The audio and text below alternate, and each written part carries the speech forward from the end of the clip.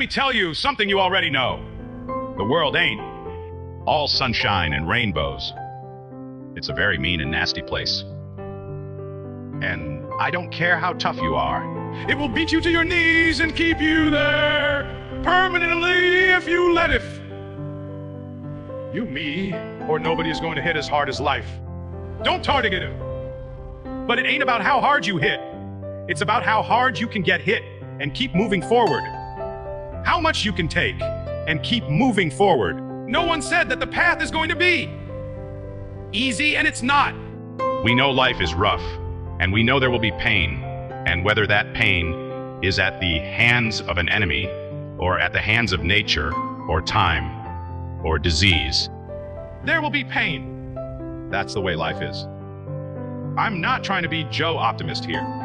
Talk negative, like I know that people hit runs of bad luck, and that things can take you out of life, right? Unfortunate illnesses and betrayal, and like there's no shortage of randomness and horror that can wipe you out, even if you're doing your best.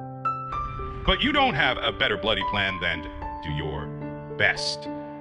At some point, everything's going to go south on you. Everything's going to go south, and you're going to say, this is it. This is how I end. Now, you can either accept that, or you can get to work. That's all it is. You just begin. You do the math. You solve one problem, and you solve the next one. It doesn't matter how you get knocked down in life, cause that's going to happen. All that matters is that you got to get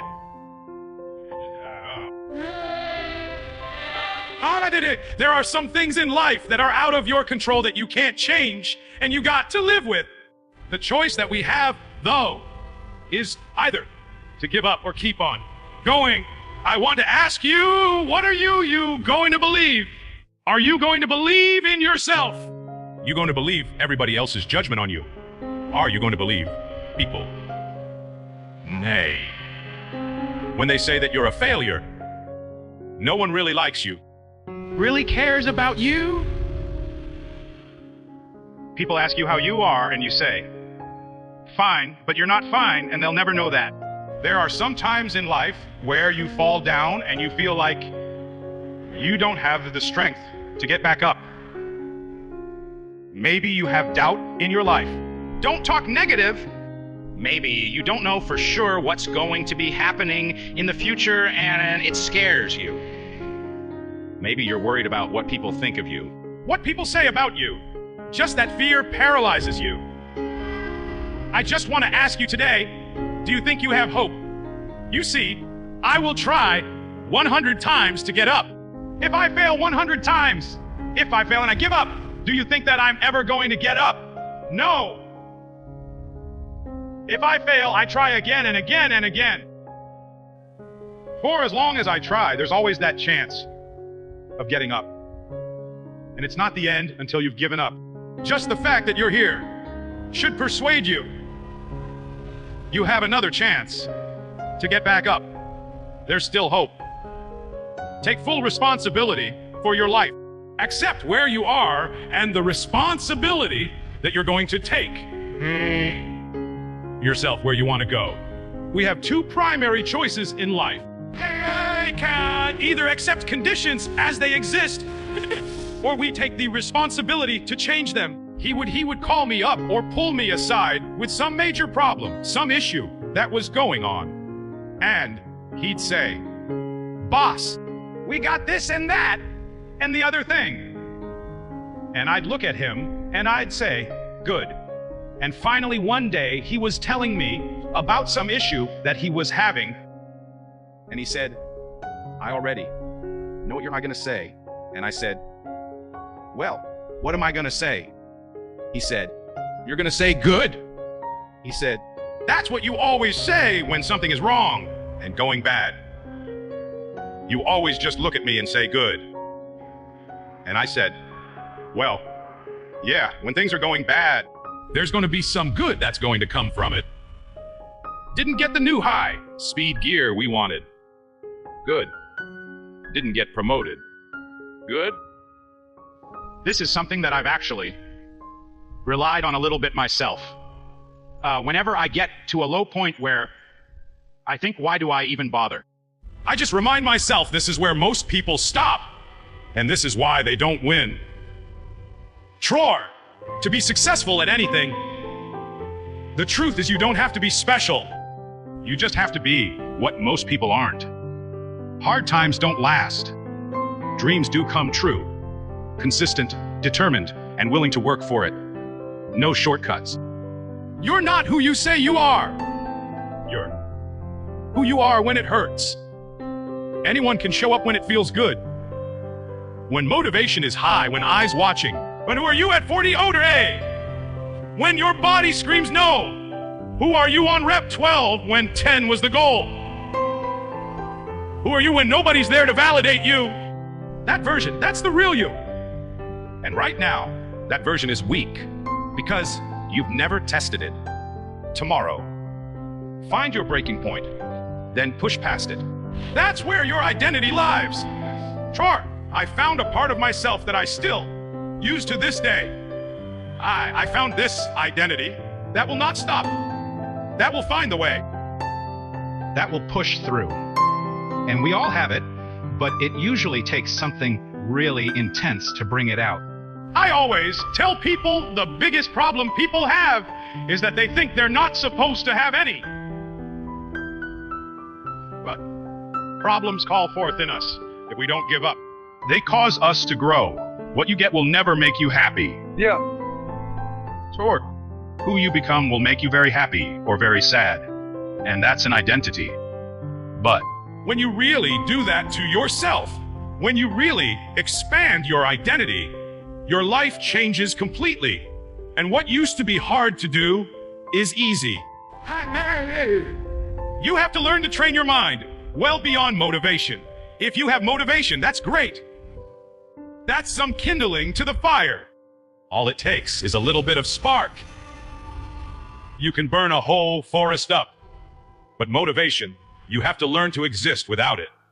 The emptiness in your life isn't because you don't have enough rights. You have all the rights there are. You have more than you should and isn't. You lack consumerist options. You can get whatever you want whenever you want it. And if that's still not working, well, what are you missing? Well, maybe you're missing the opposite of that. A little bit of restraint, a little bit of sacrifice, some responsibility. How you gain mental toughness, how you become the person you want to be, is constantly facing the things that you don't want to face. If you constantly run away from things that you don't want to face, how is there growth? Like whatever you're avoiding or resisting the most, that's the avenue for your growth. And it's also important not to overwhelm yourself. Like a lot of the time people will decide, hey, you know what? I'm gonna change my life. If I'm going to do these 5 things at the same time, don't do that. Do one at a time. Get yourself started. Do the one you're avoiding most. That's the most important part, is like whatever you're avoiding or resisting the most.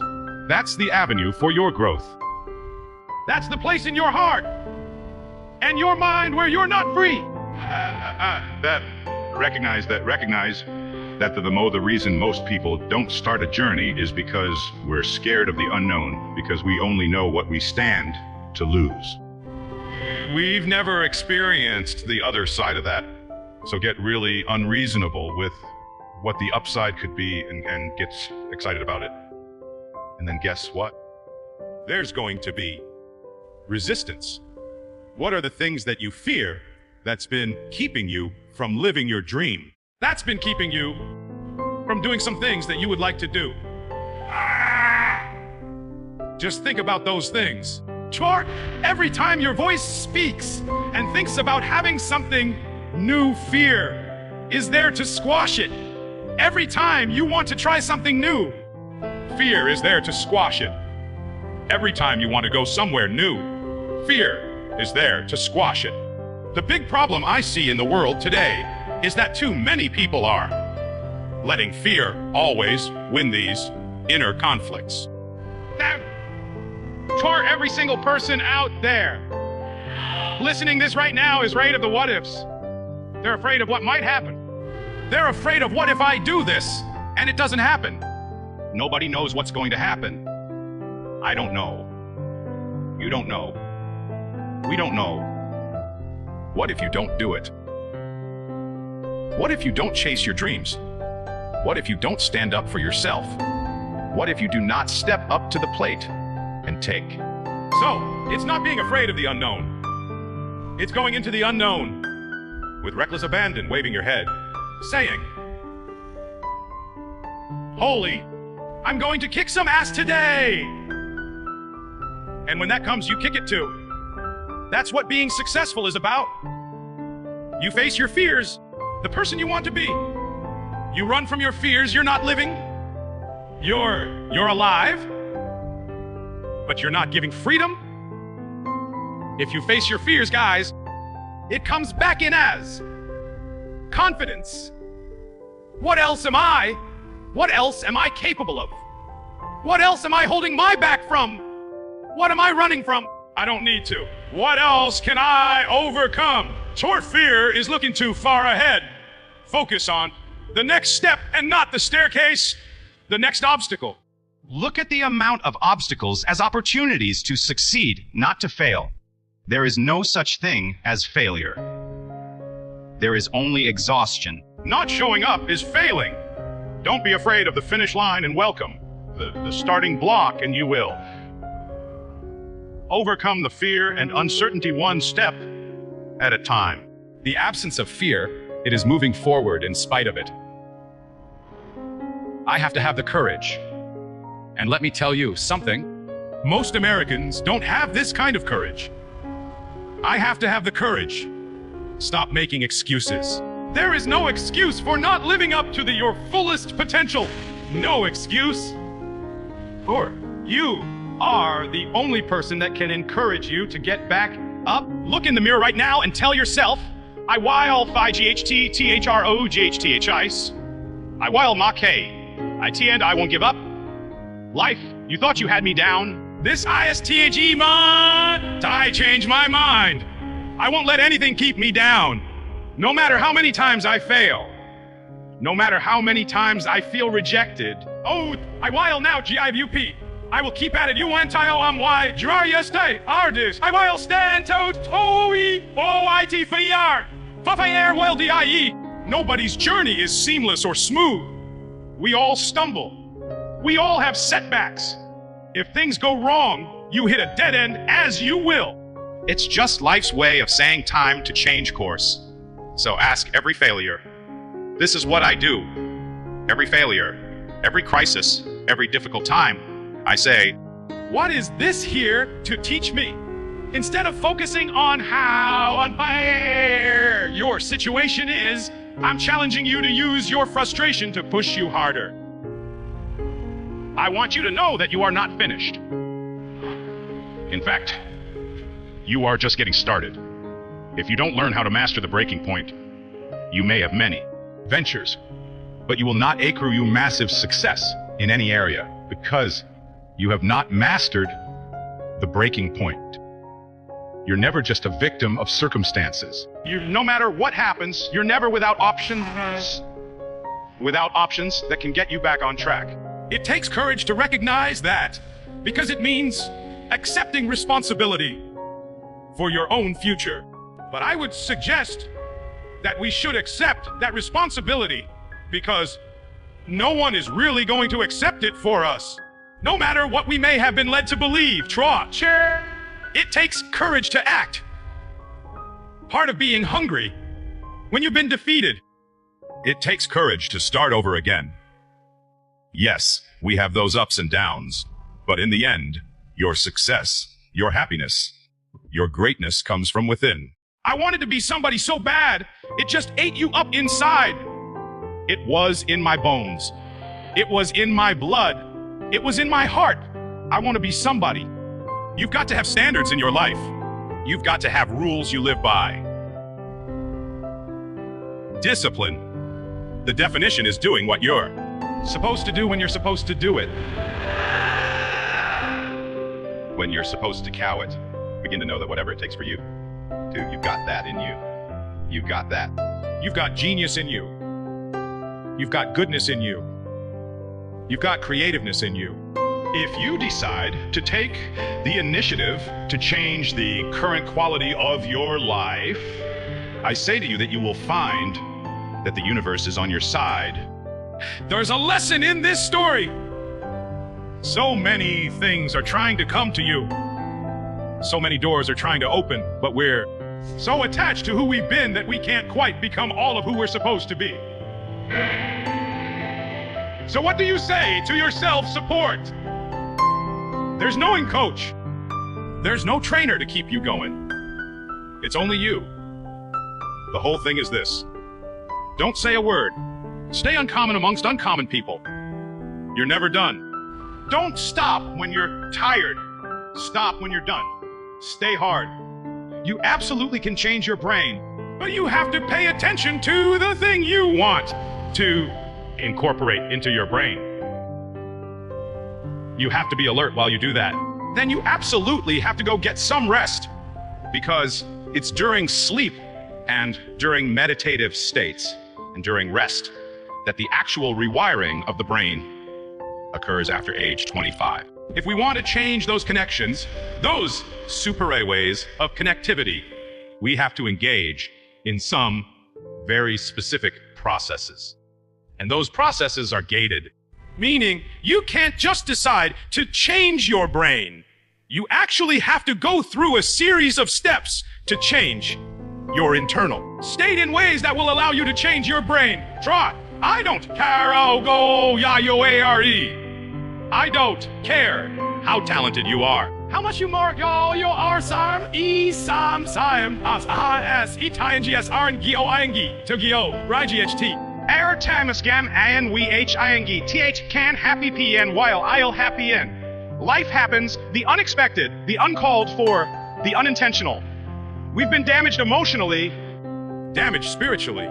It may be your business. It may be your heart that is broken today. Maybe the number in your bank account that is screaming you are broke. You can break physically. You can break mentally. You can break your heart.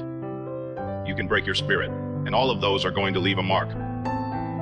But the mark that they leave can be the mark of victory, or it can be the mark of defeat. It is staying with the breaking that produces the blessing. It is not what you go through that determines where you end up. Where you end up, it's who you listen to. Because I think right now you are walking through a valley between two voices. One is wisdom, one is worry. One is gratitude, one is grumbling. One is blame. One is faith. Because every time you break, and in every way that you break, while it's a chance for you to give up and for you to fall apart, but there's also opportunity to get stronger and get smarter and get faster and get tougher and get more stable and get more resilient and get better. Every setback is a setup for a comeback. Remember that next time life knocks you down, get up, adjust your focus, and come back harder. Discomfort is a funny thing. We all do our best to avoid it, and most of us attempt some form of personal development precisely because we want lives with less discomfort and more serenity, ease, and enjoyment. This goes back to the assumption that we shouldn't suffer ever, and if we do, we should act in whatever way is necessary to end it. End it? We think this discomfort is unbearable. I hate it and want it to stop. Something is wrong. But is your reason for not wanting to exercise self-discipline related only to mere discomfort and nothing actually harmful? You want to answer no here. Otherwise, you are admitting that you melt faster than an ice cube in summer. Consequently, you may realize how much you disempower yourself. Let's talk about going. Don't go into the neighborhood gym.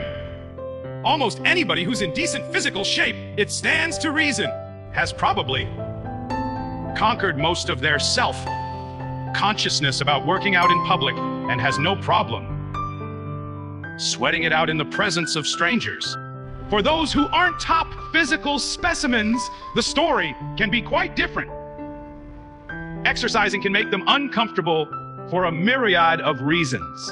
From the moment they get on a treadmill, they may feel like they're being watched and judged. If they try to do an arm curl, don't negative, they may feel embarrassed. They may feel embarrassed or timid in the presence of someone who's obviously done thousands of them.